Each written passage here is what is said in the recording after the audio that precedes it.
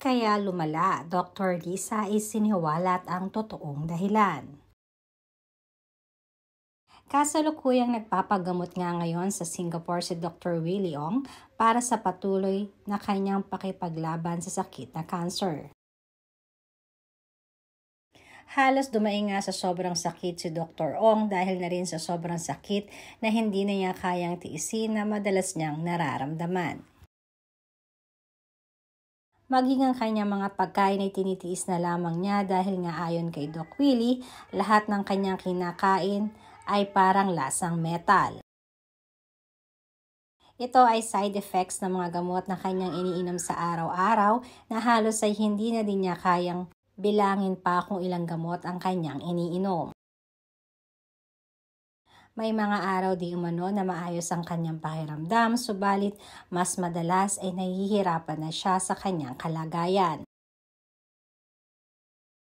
Ngunit saan nga ba nagmula at nakuha ni Dr. Willie Ong ang napaka-rare na cancer na ito at himalang magpahanggang ngayon ay nabubuhay pa rin siya? Bilang isang asawa ayon kay Dr. Lisa, maging siya ay nagulat sa napakabilis na mga pangyayari sa buhay nila nitong nakaraang buwan. Magpahanggang ngayon ay hindi pa rin siya makapaniwala na ganito ang sitwasyon nilang mag-asawa ni Dr. Willie. Madaming netizens kasi ang nagsasabi na baka di umano ay kinulam ang doktor dahil madaming mga may ayaw dito. Subalit ayon naman ng Dr. Lisa at Dr. Willie, marahil ang pinakamalaking factor dito ay nagsimula ng kumandidato siya noon bilang Vice President. Hindi di umano siya aware na nag-start na pala ang kanyang cancer.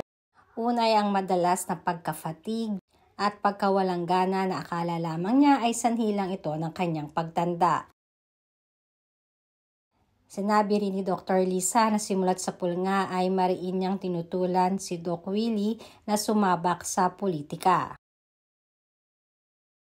Para kasi sa kanya ay maaari naman silang tumulong kahit sa kanilang YT channel lamang na ang hatid ay awareness para sa mga netizens. Subalit mapilit di umano si Dr. Willie at tamang gusto lamang nitong i-extend pa sana ang kanyang pagtulong sa mamamayang Pilipino. Kaya naman wala na lamang nagawa si Dr. Lisa kundi suportahan ang asawa kahit ito ay labag sa kalooban niya. During the elections at after the election ay naging super stress nga si Doc Willie, lalo na sa mga naging comments ng kanyang mga basher. Dinibdib di umano ito ng matindi ni Dr. Willie na pinaniniwala ang naging sanhi ng kanyang pag-alaala at hindi pagkatulog sa araw-araw. Isang malaking miracle na lang di umano ang makapagpapagaling pa sa cancer na tumama kay Dr. Willie dahil kadalasan ay napakataas ng fatality rate ng sakit na ito. Let's continue to pray for Dr. Willie na palagi niyang hiling magpahanggang ngayon sa kanyang mga vlogs.